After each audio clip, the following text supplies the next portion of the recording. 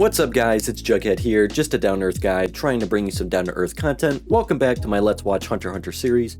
Today we're going to be watching episode 38, Reply from Dad. Last episode, first time we've gotten an actual backstory history with Gon's nuclear family, Mito, Ging, everybody, the actual truth, which was so mind-blowing, expanding. We heard Ging's voice for the very first time. Ging left a box for Gon when, not if, when Gon became a hunter, and asks the peculiar question and pretty much rhetorical question, you want to see me? What do you think? Okay, it's been 10 years and he's just been waiting for, I wonder when Gon's gonna open this box and get this question I recorded 10 years ago. I don't even know, but these episode 37, episode 38, I don't know what's going to happen after. This feels like the thin line forming a border, like crossing the threshold, our previous life from before entering the new life. Previous arc, new arc. Previous life, new life. It's just so exciting. And with a title like Reply from Dad, what does that mean? Does his dad know that he opened the box? Just like, would Wing have known that the promise string ring broke? Like he would have been able to detect that? Or like the next time he saw Gon and saw that it ripped, he would have been like, you son of a bitch. Or is Ging able to sense or feel that the box was opened? I don't know. Or like, what kind of reply is he getting or are we receiving here? I don't know. I don't even want to guess or assume. Why not just watch? So that's what we're going to do. I will see you in 5 seconds with this wipe. So, Hunter x Hunter, episode 38, Reply from Dad. Like and subscribe. With that out of the way, 3, 2, 1, let's watch, shall we? There's that box. That last episode, my dumbass thought, put the card in, it's gonna be the hunter card, even though you can clearly see there's nowhere to put the card in. Then Kilo brings it up, and then I'm like, I'm a genius. And then it ends up being, use Hatsu. Then you put the card in. So I was one step too early. Put the cassette tape in, heard Ging's voice for the very first time. It's a nice sounding voice, by the way, I think we can agree. Gon, you want to see me? Oh yeah. That's your father's voice, bro. Imagine that feeling. You've never seen your father, and this is the first time you ever hearing his voice. And your dad sounds cool. Ooh, okay. If you do, keep on. If you don't, hey, at least you can accept the fact that your son may not want anything to do with you.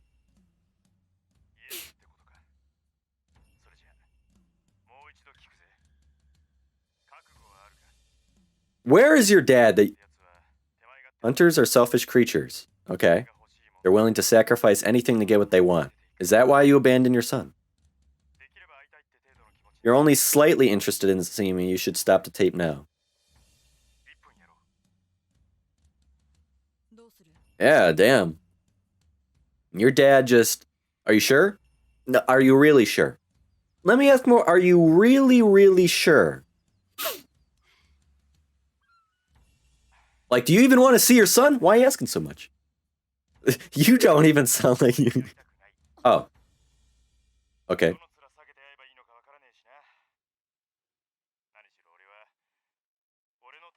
Hey, you just said... Hunters are selfish people. You could have worded it a little bit better. You could have said, I don't deserve to see you, instead of, I don't want to see your ass. It's been 10 years. At least 10 years will have passed. Holy shit, are we traveling to where Ging is? One thing still hasn't changed.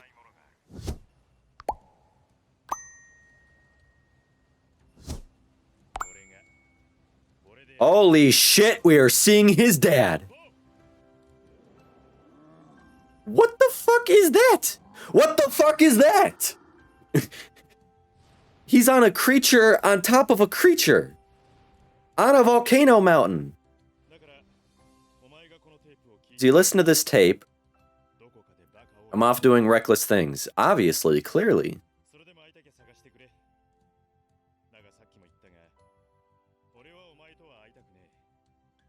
Say it better.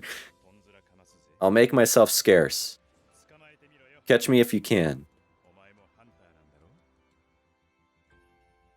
Okay. Maybe I need to interpret tone better. You see that?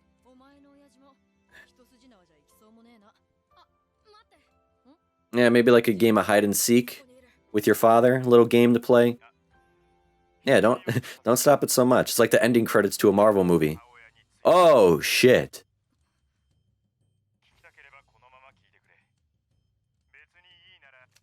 Oh. Okay.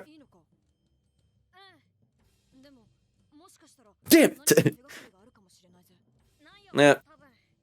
What's he gonna say? He already has a mom. Yep, my mom is Mito-san.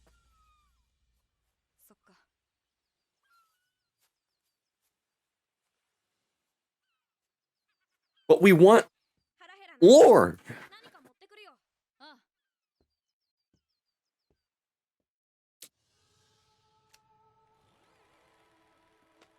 What the hell?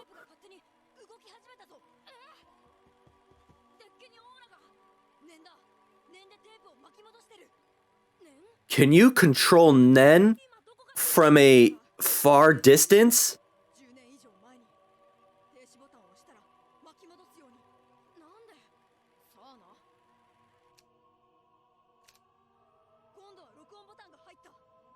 Oh!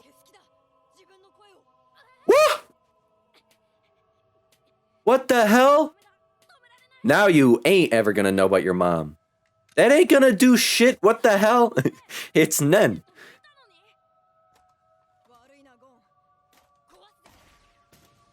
Nope. He wrapped that in a Nen shroud. It's protected.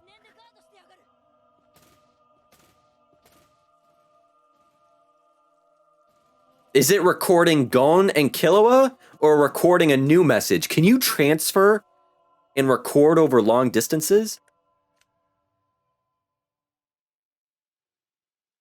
Dude. It played over the tape. Now we ain't really gonna ever know shit. Whoa.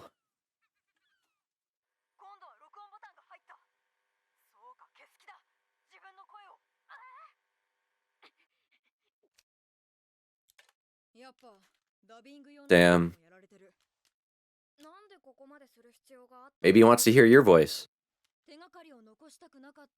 Didn't want he is very high up.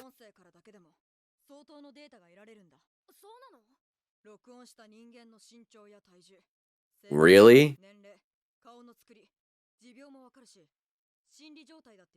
How?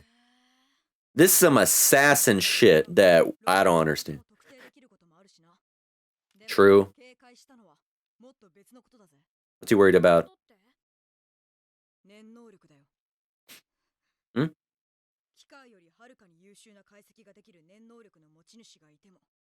Oh, true. It's almost like your DNA, a genetic code. Yep. Imagine what you could get from their Nen. Tough nut to crack.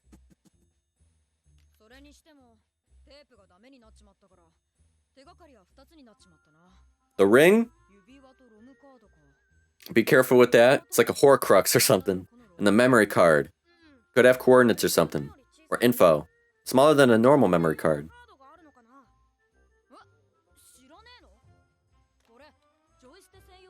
With the JS. I don't know what that is. Gaming console. Called the Joy Station. Wait. Hold on. Let me go back a second here. Oh, I thought it said 3 years old, not 3 generations old. I was gonna be like, it's been 10 years, how do you have a 3-year-old console memory card? Ah. So he kept info in like a PlayStation 1 memory card slot. Cool. You even have a toy store on this island?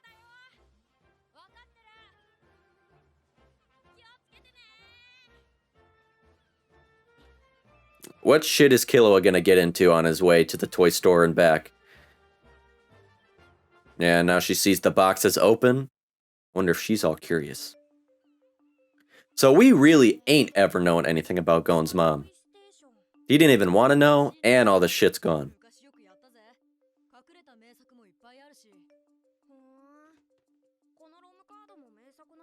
The day Gon becomes a gamer.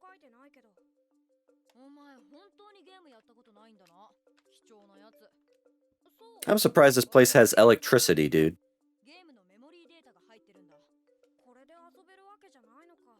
Such a newbie. Yeah, we don't have a disc.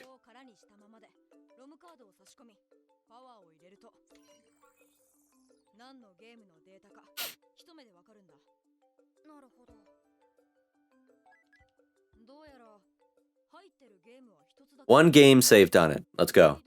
Greed Island. That has to be that volcano island that whatever Ging was on.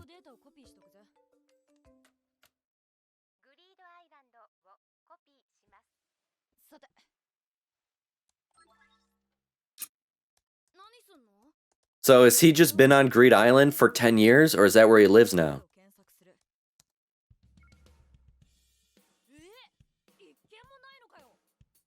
It's not a game. It's a place. It's the clever way of giving you coordinates. I'm too smart. It's not a game. Or maybe I'm also stupid again.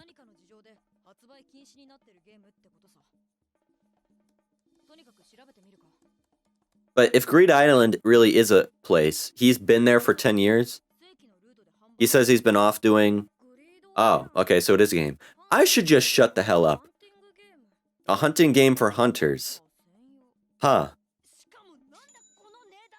Damn! Hey. Hunters can afford it.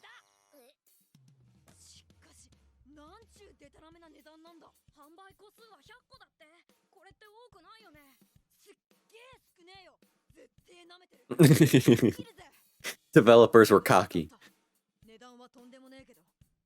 Yep, hunters can't afford it. They're sold out. Where are you getting one from? I just realized I'm surprised they even have a laptop.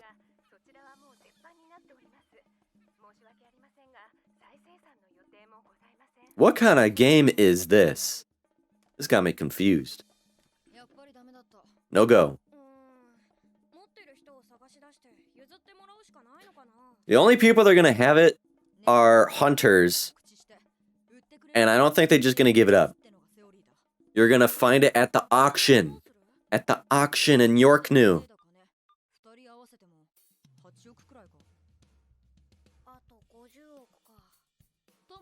Yeah, you,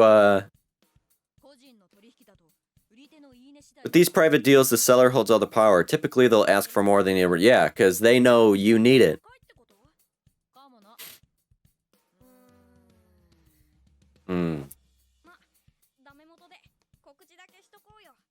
Why? I wouldn't do that. You're gonna let everybody know that...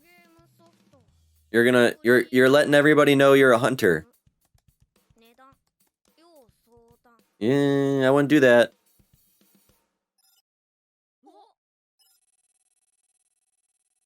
What the hell? What's going on?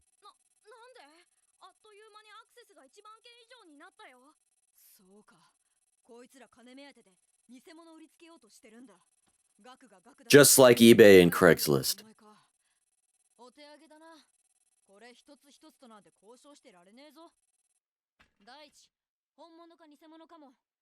Go to Yorknew with Korpika, Leorio, Hisoka. You'll have it there.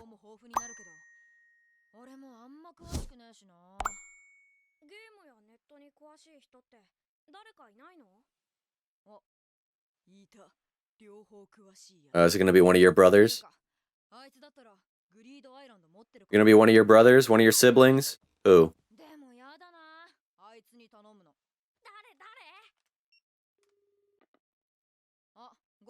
Oh, the butler. Your butler's a gamer? Don't really fit the bill. They're gonna track the cell phone. They're gonna track the cell phone. Piggy is Maluki. Is that his name? Nice sex doll.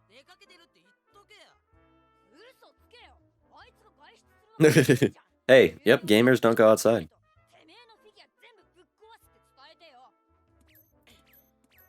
Brotherly love. Oh, you got two. Nice.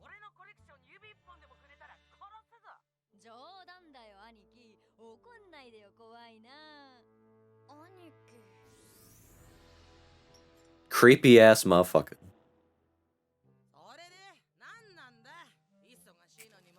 Who did I say he was? In Manipulator, I think, right? Is what I said he is.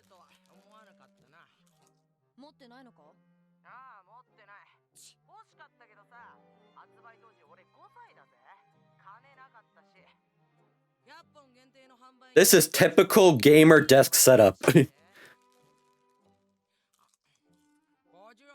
I can my desk is clean. I was about to say I can attest, but nah. 16-year-old me, sure. 10 years later, nah. Legendary game. So like, you know, up there with like Halo 3 and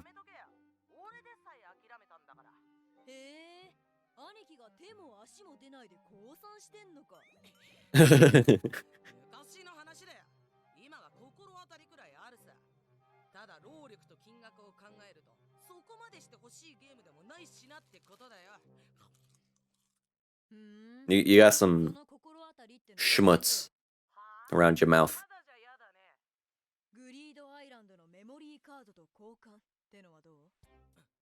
Mmm.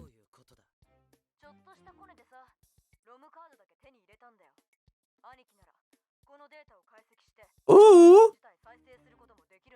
Now you're talking his language.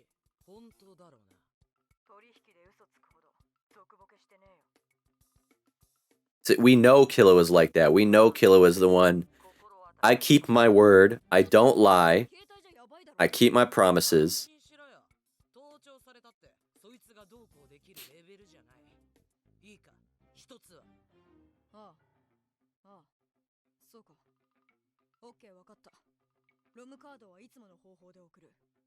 Usual method? What's the usual method? Oh, I forgot he copied it.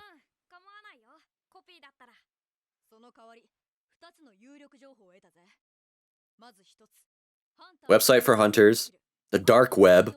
The dark web. Don't go on the dark web, people. Scary ass place. That thing about to be so fucking useful. Yeah, they're gonna track you, dude. Don't you know doxers? They will track your hunter IP. He's 12 years old, but he's like a 52-year-old. Yeah, go to a Starbucks. Who cares if they get tracked?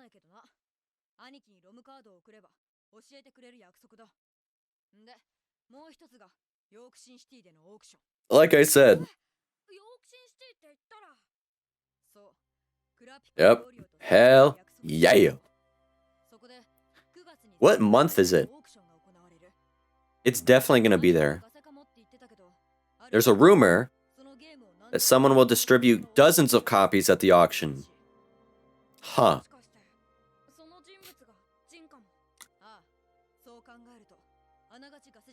Why? Why would he be the one? You're gonna need $5 billion. Destiny is real. Now let's eat dinner. Just be like, talk to Dad. He sounds cool. Said he doesn't want to see me, but take it with a grain of salt, you know?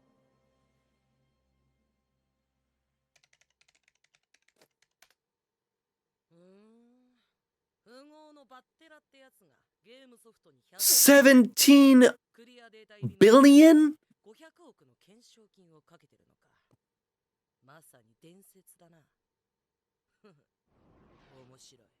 Amusing. Dude, I'm going to end this legend. Okay. You go do that.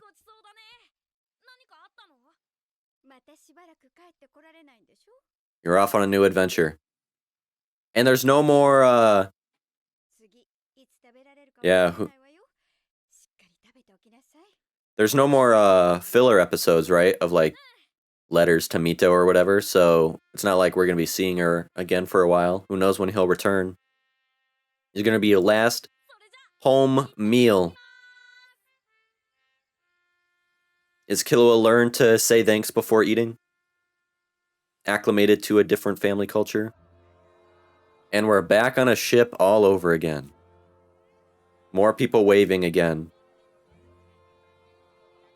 Would have been interesting to see Gon's old friend of his, the girl. Bye-bye.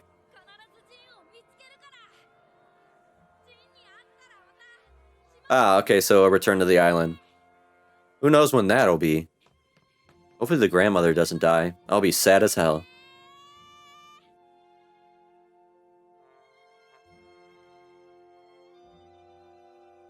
They still ride on pirate ships, yet there are, like, high-tech balloon planes, blimp planes, internet, everything, but we're still riding on pirate ships. But that's just me.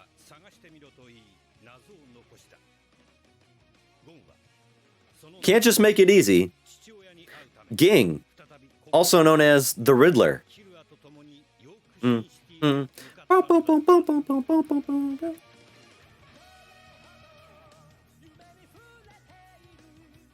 So, let's discuss.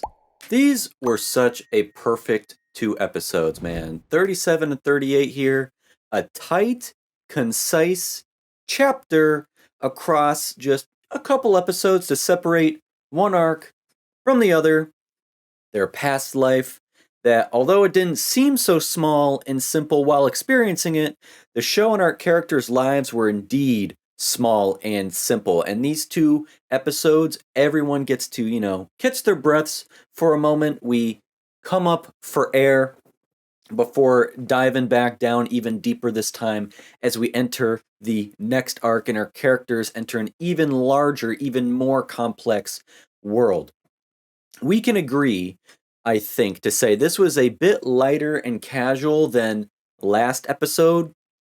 Wasn't as heavy hitting, but I think this one asks a lot more questions that I have to write down and wait for answers. But I think that's okay. It would almost be too much in 2 episodes back to back.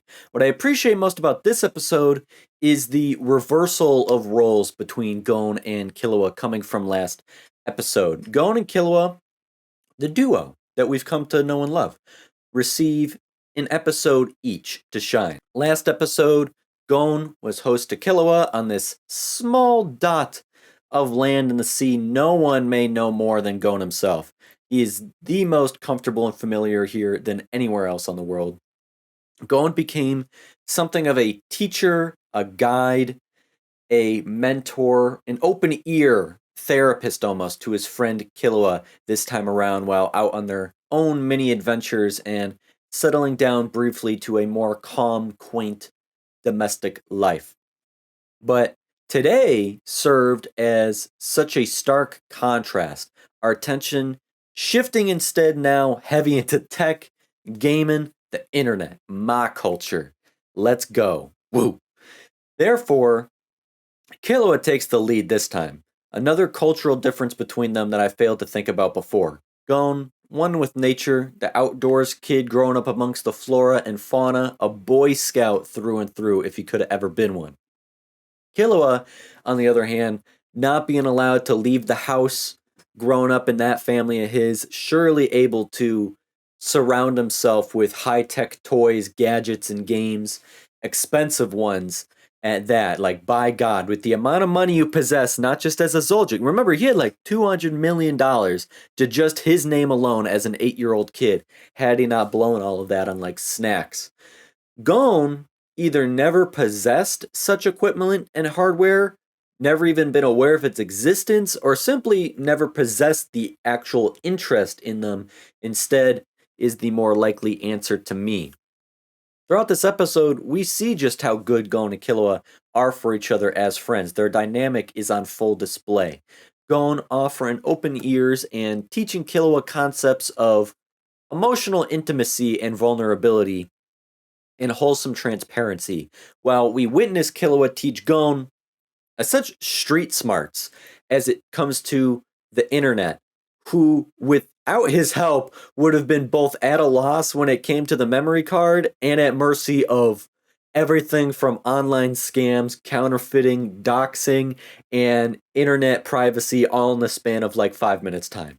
Having said that, I actually kind of like this new style I've accidentally stumbled upon and started doing since last episode. Kind of starting to softly intro these discussions almost as like a casual thesis statement before jumping into the meat and potatoes of conversation here. I think I might want to start doing that more if I can. Of course, if it comes naturally, but I just kind of noticed that I kind of like doing that. So I may continue that. But imagine the feeling of never having even seen your own father in the flesh. Only a single picture to reference from. Never heard a single word from his voice before. The only information ever known about your father coming from the words of others, from Mito and from Satots as well, never from the source. I always try to place myself in the context and shoes of characters until Gon is presented with this box, specifically designed, created, and kept safe for the day he becomes a hunter, as though his destiny was already pre-written by his father. And he opens it using what he has gained through his trials and tribulations that led up to this momentous occasion. Pops the mysterious cassette into the player, dead silence mixed with faint white noise and static waiting for a sound, and he hears his name called out by his father, the very first words he ever hears uttered from his father's voice. Who knows him, but he doesn't know at all. Recorded 10 years ago, but spoken as if it was recorded just yesterday. And then imagine from Ging's side, 10 years ago, before he dropped his son off at Whale Island, he sat down to record this message, seeing his 2-year-old son, knowing he'd become a hunter one day, knowing he would abandon him, but unsure his future son would ever want to see him again one day. So he makes sure to include, if you want to see me, keep listening. If you don't, you can press stop now. Like, imagine for 10 years he's been off doing whatever it is that he's been doing, counting in the back of his mind the days, the months, and years until his son would turn 12 years old, knowing his son had to be out there at the port, sailing on that same ship he did to the mainland at that very moment, going through his own hunter exam, very different than the one he himself survived through, but the same nonetheless. A fellow rookie hunter, then wondering if his cousin Mito threw out that box or kept it, maybe counting on Mito he knew would never do such a thing, wondering when his son would open that box and wondering if he would keep listening or press stop. And he can at least accept the fact his son might not want anything to do with him. He has every reason and justification for that. And Ging can also admit that he is a selfish being. Hunters, he says, are selfish creatures, those willing to sacrifice everything for what they want. And that's what he did. Sacrificed a life and relationship with his son for whatever he deemed greater than that. You can call that selfish, but you can also consider the counter timeline. Had he kept his son, would Gon have grown up in the life he deserved, with the love and safety and innocence a child ought to have? And would his father have grown up to resent his son for holding him back? Would he have had an even unhealthier relationship keeping him than he did by abandoning him? If anything, if someone wants to make the argument, it is equally selfless as it is selfish. A parent refusing to give over their child to someone who could provide a better life to that child only because the child is theirs, that is also selfish. So you have to see things from different viewpoints. My mind fails to do so while we're watching because there's just so much going on to compute and analyze everything in that moment without missing the next point. So that's why watching over a second time is almost a requirement. But Ging wants to make sure Gon really wants to see him. Not just casually, sure, yeah, it'd be nice to see ya. No, he says, if you're only slightly interested in seeing me, just stop the tape now.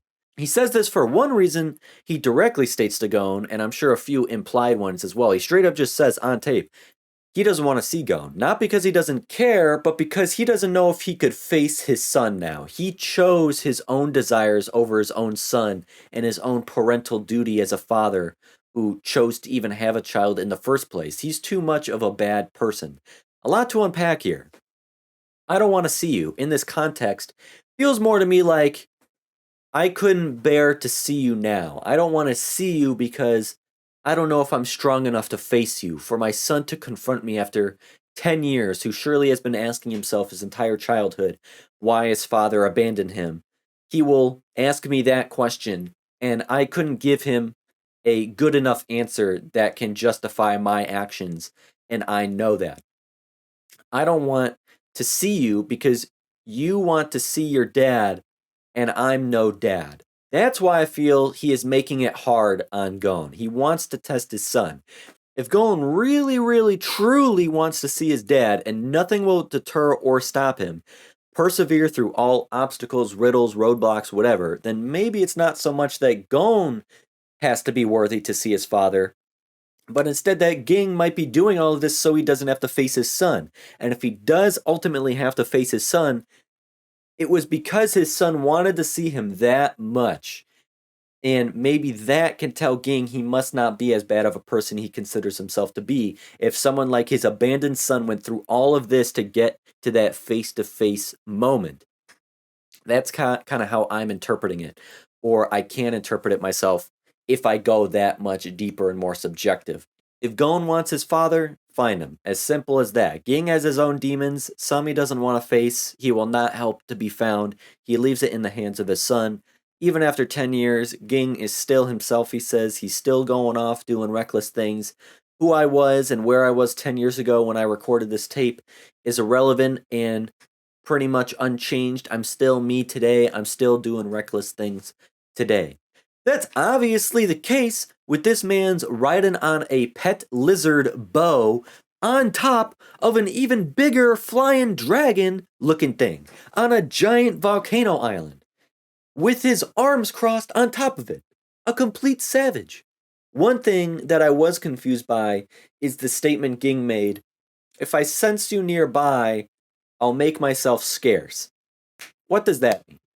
Like, what's your interpretation or translation of a phrase like that? Making yourself scarce is a super niche, extremely rarely used phrase, in my opinion. I never hear that used. Why would he want to leave?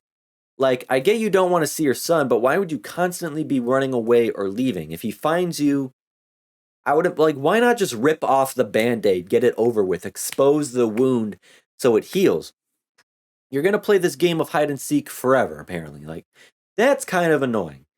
Then says, catch me if you can. So clearly his father is going to be difficult to track and find. So is this going to be like 2 arcs in one, York New arc and this scary, fiery, hellish volcano island arc?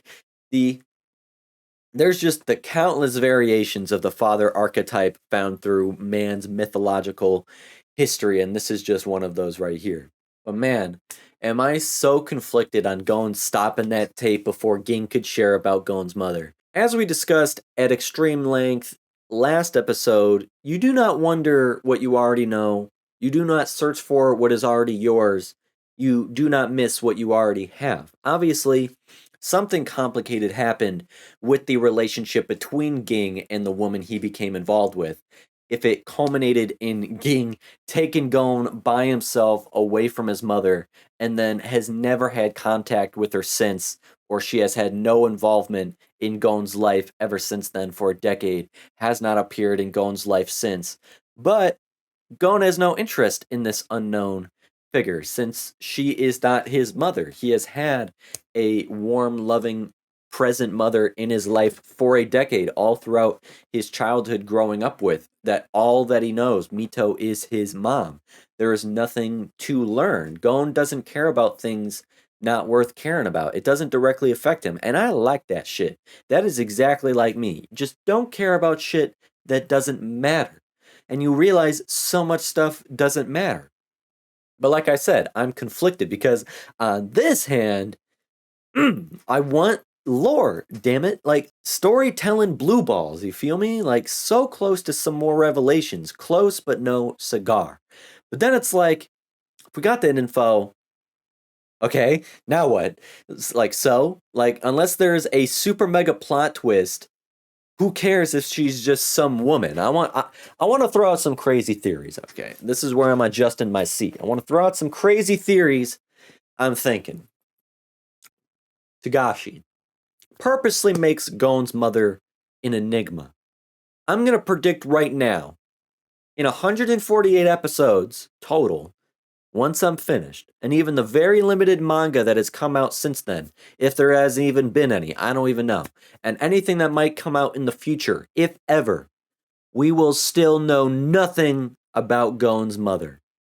My theories, tinfoil hat time, let's enter the bazaar. I'm just gonna throw this out there, y'all. I don't even think Gon has a mother. I think mother is more of a placeholder term to whatever helped create Gon, if not a human mother. There is no other term for it that I can use, so I use mother, just like mother is used here. What I mean by this is, I almost don't think Gon was naturally conceived through sex or other normal methods. Gon is too special. Gon and Ging are too alike. It's too convenient. I would believe Gon is a clone of Ging before I'd believe Ging actually slept with some woman, had a child, and just took it and ran. What is Gon? A 1 in 10 million chance, did Wing say? I forget. I feel like Ging knew he himself was special. That's why he wanted to leave. There was something he wanted. I don't know what that is yet, or was yet. Like, was it power, knowledge, the combination of the two? What was it? I have a feeling Ging is actually a very powerful, like a Nen legend. That's why he is behind so many firewalls. Like, I've been thinking about this for quite a while now. Did Ging go like some experimental route? Like, this man's went into this restricted section like in Harry Potter, looked at some forbidden scrolls like in Naruto or something, like some Orochimaru shit, but not evil. Like, we know Ging is an archaeologist, right? From Sato's, we learned that. In order to be an archaeologist, at the level Sato's described him, legendary, you gotta be an expert in other fields, like linguistics and some other shit as well like that. So he's an incredibly powerful, well-rounded person. And being the archaeologist you are, an explorer, like taken from Indiana Jones, no doubt you coming across some ancient shit, some mysterious shit, some powerful shit, some voodoo shit, ancient Nen shit. You learn some stuff, crazy stuff. One of those could be, did this man's learn how to clone himself or give a part of himself along with whoever his mother was, and it created Gon? I don't know. I'm really just saying, Gon seems too special and unique and rare to just be some kid, you know? There has to be more. Like Naruto.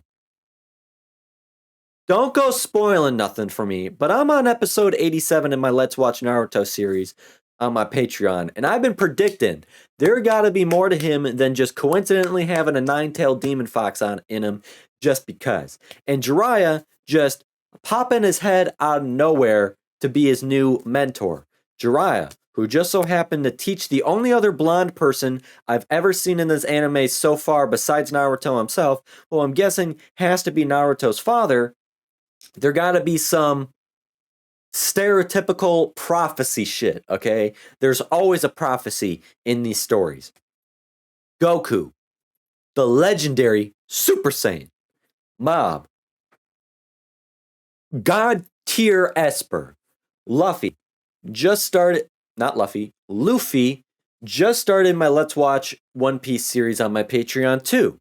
A fucking super rare rubber person eating some random ass fruit that I'ma guess is on some super rare forbidden list. Maybe not even forbidden, but just like some supernatural species that you can't find anywhere.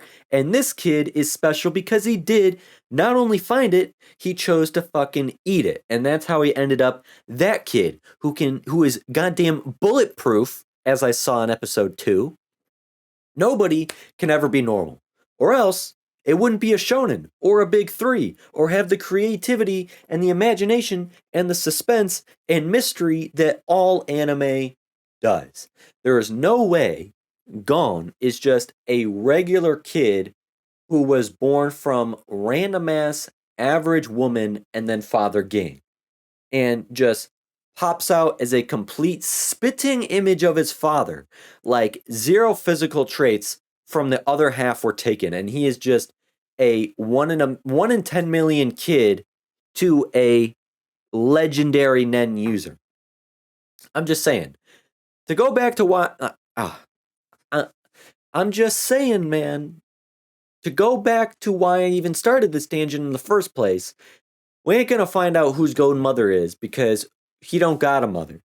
Tagashi, he gotta be thinking of something else, but it's way too complicated and mind blowing that he has no idea when or how to drop and introduce that into the story. So he just hasn't bothered. And like I said, Ging gotta be some super powerful, high level, classified motherfucker with the amount of firewalls he is protected behind and the secrecy he is under, mixed with the fact he essentially said he doesn't want to be found. Safe to say, he really meant that shit, and Ging really do be tightly under wraps and protected and held secret with the stored Nen he encapsulated inside that cassette tape to essentially self-destruct itself when full Mr. Clean Billy Mays OxyClean he wiped that tape so goddamn good. Somehow, Ging was able to infuse his Nen into the cassette tape, which then shrouded the entire cassette player, protecting it from being destroyed while the tape inside did its work being forcibly recorded over itself, effectively erasing all presence, existence, and history of Ging altogether. Smart play by him. Ging must have already been into some deep shit all the way back 10 years ago to already know to wipe himself clean of all traces and evidence. Someone so protected and secretive, of course he's going to hide the tape inside a Matryoshka doll-ass box that not only needs Nen, but Gon's hunter's license to access, and then once accessed, gets destroyed after its first and only use. Killua, of course, knows the logic and reasoning behind this. The best one to know all of this going on. Being the assassin that he is, a strategist and a tactician himself, always on high alert and thinking more than just one step ahead. Don't leave any clues. Killua says a whole lot of information can be gained just from a single audio clip.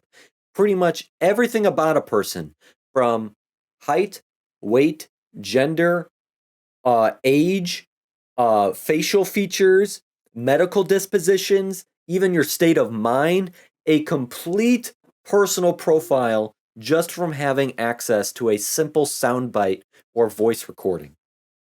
Obviously, basic yet critical knowledge Killua had to have learned very early on in his assassin training when it came to learning about and exploiting his targets for assassination missions. A hunter of any level, especially someone apparently very high up on the hierarchical ladder and food chain, can't risk. This is what I mean about the role reversal in this episode. When it comes to the dark side and the cruel reality of society, Killua is the master and Gon is the Padawan. Even having just learned Nen himself, he can already naturally deduce right away with his mind that Nen from any advanced user could surely be utilized to gain even more knowledge faster or otherwise not even possible via machines or computers. I also wonder if Nen can be identified almost like blood and DNA, like almost identifying traces of Nen, like we on some CSI Hunter x Hunter action here. But I gotta say this.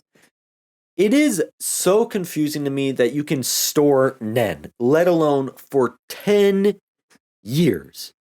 I thought your aura and your Nen were like tied to you. And I know it's an energy, so it can be equivalent to like, say, a battery holding an electrical charge, an energy to be used for later, but there ain't no battery holding this juice for a decade. That battery corroding. Nen doesn't decay apparently, or like doesn't have a half-life or anything. Like its fidelity and quality just remains. Like I would think it ages or decays like everything else does. Or I guess I view it as like a living thing or as an energy. Like it's just super bizarre to me that you can transfer your Nen into some inanimate object that can just stay there and last indefinitely. Its coding remains. It doesn't decay or age or fade like all things in fucking existence do.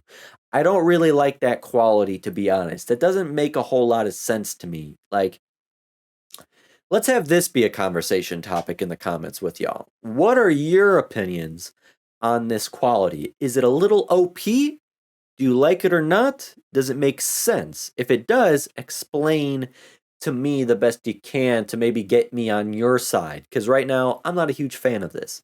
How does it work? Like, the story of Nen in, say, Railvelt's rockets made sense to me because he was connected, attached, sitting on the chair itself, however you want to describe that. And I felt like it's a concentration move or a concentration spell.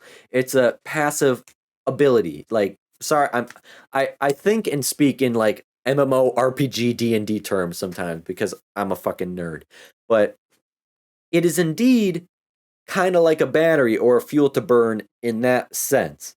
Maybe Nen does decay and does have a half-life, but just a super long one? I don't know. Like, Gon never hearing his dad's voice again until he meets him after that. Never knowing about his mom that way. And all he's got left is that ring and that memory card. The ring will have to wait. Be careful with that still, like some Horcrux or whatever that is. The memory card was the focus today. This is where Killua takes the lead role and takes the spotlight. Killua knows right away this memory card coming from an OG PlayStation 1. Bring back the nostalgia to the old days of crappy plastic memory cards that literally held only like 1 megabyte of data. And I'd always be losing my PS2 and GameCube memory cards somehow. I don't even understand how 1 megabyte was even enough back in the day. And now we out here with 1 terabyte consoles and that shit still ain't even enough. And like, bruh, I got like 3 external drives for all of my stuff that are like 8 terabytes total, and my ass is still running out of space. This memory card Ging gave Gon about to be the most important 1 megabyte of his entire goddamn life. Killua, he's all about that gamer and internet culture. He's about that life. My kind of guy. My man. grabs a PlayStation from the Village Toy Store, which, first of all, I'm surprised the island even got a toy store, let alone they still selling a first gen console. Like, I'm just like, I can't just walk into my local GameStop and find a PlayStation 1 sitting up on the shelf. Like, hell nah.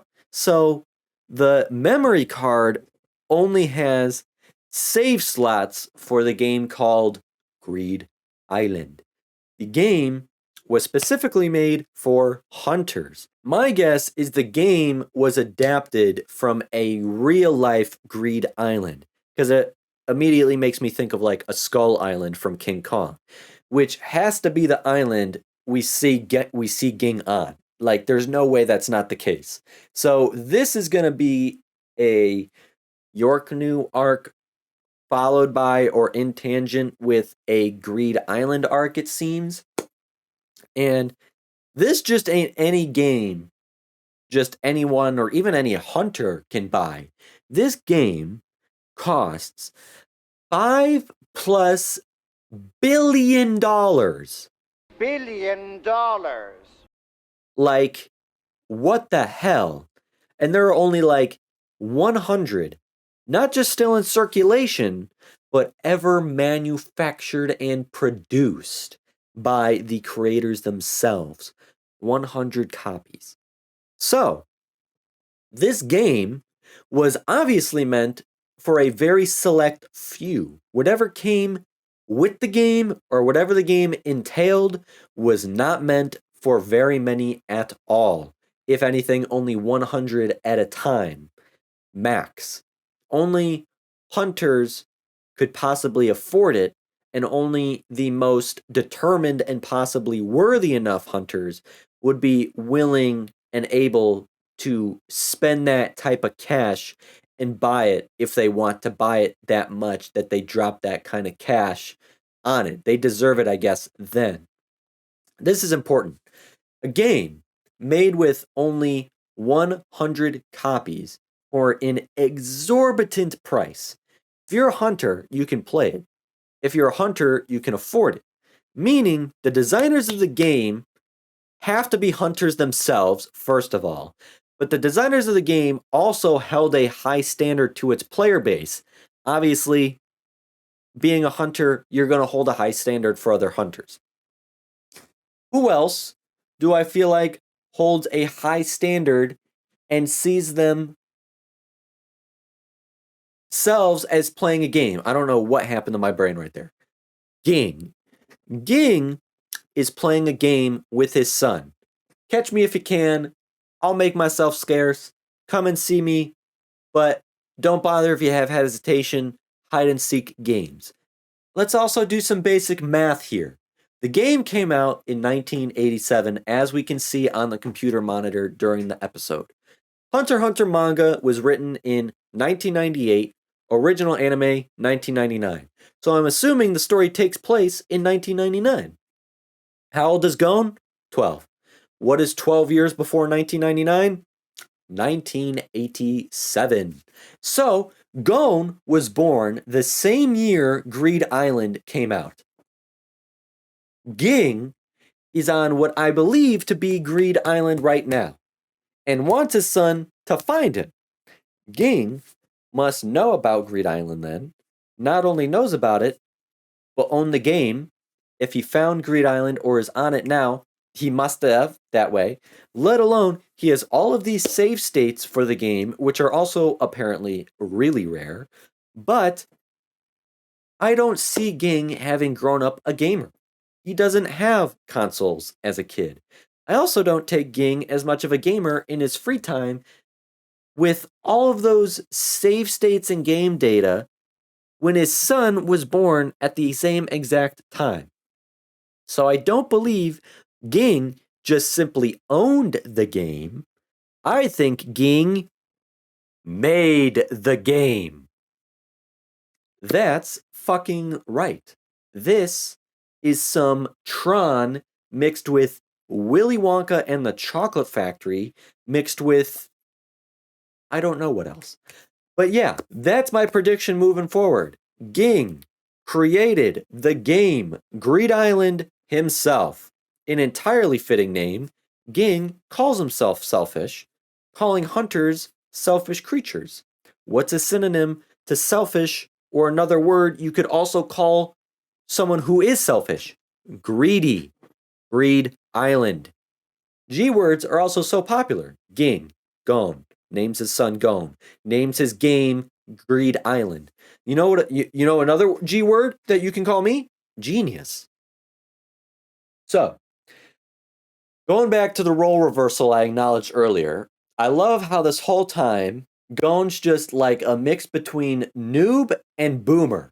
Barely understands the internet, doesn't know what a memory card is, never has played video games before in his life, doesn't know about the dark web, doesn't understand the tactics and culture behind online marketplaces and bidding. And you see Killua several times over, just in the span of minutes, back to back to back, saving and or chastising Gon from making total, utter rookie mistakes when it comes to the internet world. From getting scammed by counterfeiters, which we see is obviously obvious to Killua given the price tag, but is shocking to Gon, to accidentally doxing himself, leaking his own IP address for everybody and their cousin to know exactly where Gon Freaks and Killua Zoldyck is. Not smart. We see some typical and not so typical brother dynamics this episode between Killua and his older brother Maluki, who I was not expecting at all to see in this episode. Our last introduction to Maluki wasn't so positive or flattering, to say the least. First, see him whipping his younger brother chained to a wall as a revengeful sadist, and later on learning him to be essentially a considerably less powerful, less capable, even less favored offspring as compared to his younger brother Killua. Overall, just a whiny, violent, borderline psycho, sociopath, negative Nancy, toxic guy with a crappy attitude who just sits at his computer desk all day. Or, in other words, your average, everyday, unhygienic, Cheeto dusted, red pilled, basement dwelling incel. Just typical. A quadrillion monitors, dirty ass desk, never cleaned, stuffing his fat, pudgy, greasy fingers into a bag of potato chips, just casually fisting them bitches into his mouth, talking about, I'm too busy, with a couple of sex doll looking figures chilling in the background. Like, no big deal, nothing to see here. Go about your way.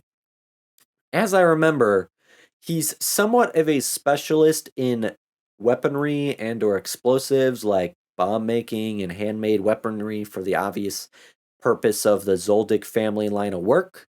Really, we see here he's just a stereotypical antisocial vampire shut-in. Was just interesting to see their sibling dynamic again. You know, the more typical younger brother asking the older brother for help who doesn't want to waste his time. Small bit of info is Maluki said he was 5 when the game went on sale. So does that mean he was 5 when the game came out? Therefore, Maluki is 5 years older than Killua, so Maluki is 17, meaning Illumi has to be in his 20s or something, because Illumi is older than Maluki, and I'm just going to go by the same 5-year age gap. So Illumi would be in his early 20s, 23, 24, and I'm going to guess Hisoka and Illumi being colleagues and working together, they are similar in age, so Hisoka probably in his early 20s as well, maybe? I don't know. But this whole time, I was both thinking and saying out loud while we were watching that it's going to be at the auction. You got to go to the auction. It's so obvious. It's leading up to the auction. That's exactly the lead Maluki shares to Killua. Turns out, Maluki is also very interested in this game. He's been trying for a long time to get his hands on a copy. He's been looking for leads and opportunities for years. Well, Gon and Killua have a Greed Island memory card. Killua copied over the original, to a separate memory card, one that he offers Maluki in exchange for any info he has. Maluki is skilled enough to take that metadata and reverse engineer it in a way to recreate the game itself. Maluki tells Killua the leads he knows. First, there is a website for hunters, only accessible to and by hunters. So Gon will be able to get in. So we're entering some dark web. Second lead is the world's biggest auction in Yorknew that we already vaguely know about. It is rumored an unknown individual will be at the auction distributing multiple copies of the highly coveted game. Could be Ging himself, who knows? I kind of doubt it, even though I think he's the creator of the game. I don't really see Ging as being the one to be a city person and showing his own face to distribute his own game he created. I see it more as like there's a collector who has acquired and hoarded all of the copies himself, or maybe Ging has a team or group just like Gon does, and it will be one of them.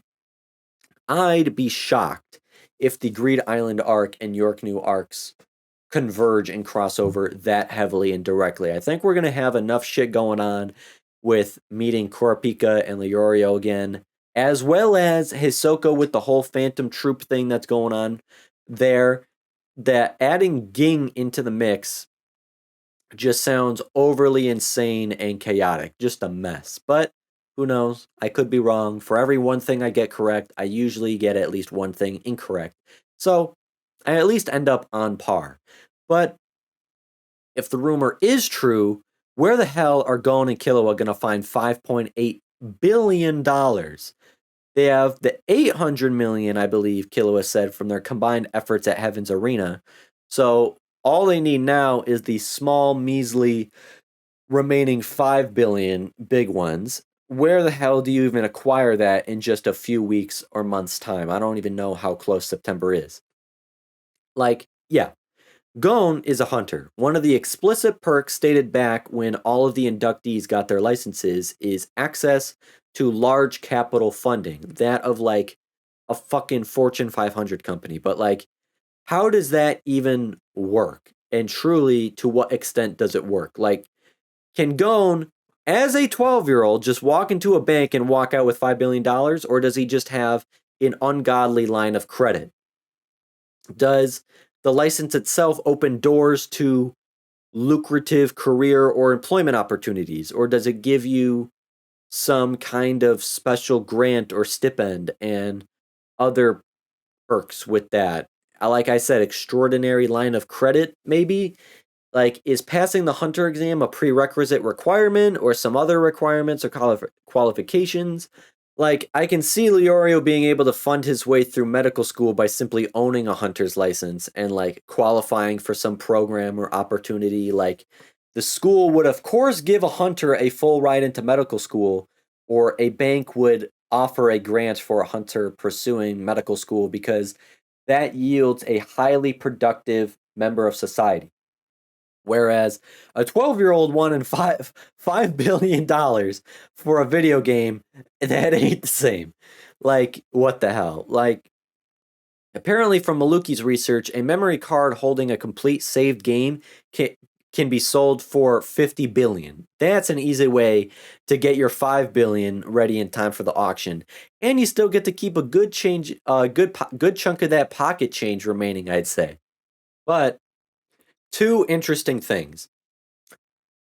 Maluki knows about the game and he cares about it a lot. He's very invested in this game with both time and effort spent. So much so, he practically leaps at Killua offering a memory card for the game. Would have likely given him a lot more in exchange than just some leads. The main fascinating thing is that final shot of Maluki sitting at his workstation, dozens of monitors, like a supercomputer setup I wish that I had, looking like Lucius Fox at the end of the Dark Knight in front of all those monitors. Maluki says he's going to put an end to this legend. So almost appears to have a resentment or vendetta against this game, and by extent, maybe the creators too. Like, What does Muluki have against Greed Island that he wants to end the legend? Will we see Muluki be on opposing sides of the efforts to find Greed Island or find the game or exploit it or find Ging? Will there be a Killua versus Muluki, a Gon versus Muluki? I don't know. Or loyalty. Like, I could see that being where Silva said being loyal to your friends, of Killua having to choose. Am I going to support my brother and my family, or am I going to support my friend? Who am I going to be loyal to? Who knows? That will be something to look forward to and keep in the back of my mind for sure when it comes to Maluki. Second interesting thing is just the concept of fate and destiny. Like, Ging almost proving Gon's destiny was to become a hunter all along. And here, even Killua remarks, it seems all paths lead to York New. York New is their destiny. I just think that's so cool and fascinating, and makes me just want to lay up on that bed, stare at the ceiling, and just think about it. Think about fate and destiny. Like, everything, not just up until this moment, but even moving forward, was predestined. Gon was destined to become a hunter because his father spoke that into existence. Gon and Killua are destined to show up at Yorkanu in September, originally thinking to just meet up and reunite with their friends, but now they learn, nope, we got hard set goals and a mission here, just like Kurapika has his own mission with Hisoka. But I like that the episode ends with a wholesome family meal, sitting, getting together on their last night as a family, Killua included. Mito and Grandma Abe displaying their quiet strength through their support of Gon leaving once again, embarking on that ship once more for the outside unknown world away from home. This hits especially hard after last episode's discussion, where I analyzed relatively deeply and emotionally into Mito as a character and her story. And here she is left behind again. Really makes you think, almost, to hope that she is content with her life on Whale Island and all she has ever known and experienced. We know very little to anything of her own dreams and aspirations, only how supportive she is in her son Gon's aspirations. So without knowing, I'm not going to assume anything otherwise that she is content and she does enjoy her life. Just how many times she has been on that dock waving goodbye to a ship fading away on the horizon, carrying her most close loved ones years ago, her only companion Ging, now Gon again, where Ging seems like he will be hard to find. Who knows how long it will take for Gon to return? It's a bittersweet moment, and I don't know the ratio. To me, right now, feels more bitter than sweet. But at least Gon promised to return once he finds his father, Ging, even if it takes some time. We know Gon has made good on his promises before in the past and has never forgotten Mito, written her letters, always thinking about her, and has returned home here like he originally promised her. And we know from his promises to Wing and such that Gon is one to hold promises seriously, just like Killua does. Ging can't say so much. It has been over a decade since the two saw each other's faces, decades since the two were children, her being rescued from her hiding spots. Gon's learned a lot in his time since being home. He has been exposed to the truth in a way he has grown up fast in only a matter of days, educated on his father, way more than he was previously super nuanced and held back. Yeah, like, now he is aware of the very blatant and sometimes brutal honest truth of things on his father, what his father wanted, why he left, what he didn't want, what kind of person he was, what kind of friend he was, what his character and personality were like. One who would literally climb a mountain and go the extra mile for and save someone close to him, and at the same time abandon and leave that same loved one behind forever, and has done so twice to two individuals in his life. In a way, that is the strongest bond Mito and Gon share. with this truth, Gon is going to have to sift through these words and these revelations and conclude himself how this makes him feel about his father. For now, I can understand and even somewhat nod and agree that Ging is right to admit to being a selfish man that would result in extreme wariness to seeing his son after being abandoned and neglecting his parental duties for an entire decade plus. Definitely ain't winning a Father of the Year award or being even a candidate. Perhaps not a worthy role model at all either. But that's the interesting thing about reading literature, watching film, watching television. Your own values and your own morals do not and will never always match that of the story you are experiencing. Even more so when the story I'm experiencing right here, right now, is quite absent of morals and values to its core. So, my judgments on a father purposely sending his son on a wild goose chase, a game of hide and seek, purposely making Gon's quest a more difficult one, my judgments are irrelevant. All I can say is, as a result of Ging's desire to avoid his son flowing against the grain of Gon's quest to unite with him, I won't be surprised if this reunion is anything but mutually satisfying whatsoever. I don't see it going very well. But yeah, looking back, Heaven's Arena was an extremely productive and crucial storyline, way more than what I was told by some of y'all, and therefore what I expected.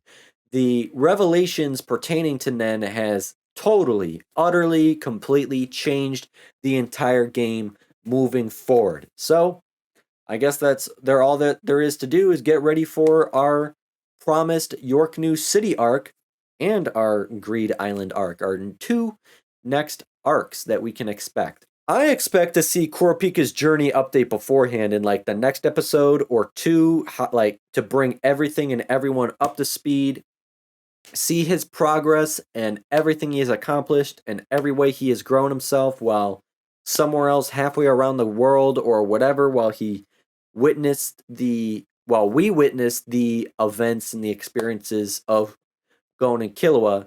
Where, what, and who is Kurapika now?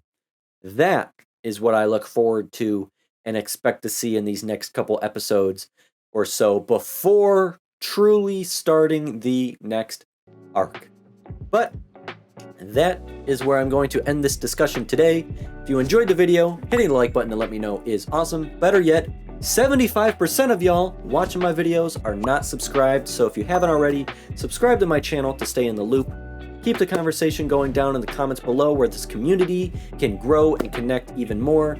If you want to support me and receive exclusive Let's Watch series content in return, you can always become a member on Jughead's journey by joining over on my Patreon. Follow me on Instagram for my photography and my Twitter for a more personal side if you'd like. Having said all that, and with that said, so long, farewell, until next time, thank you, be happy, and I hope you have a good one. Peace.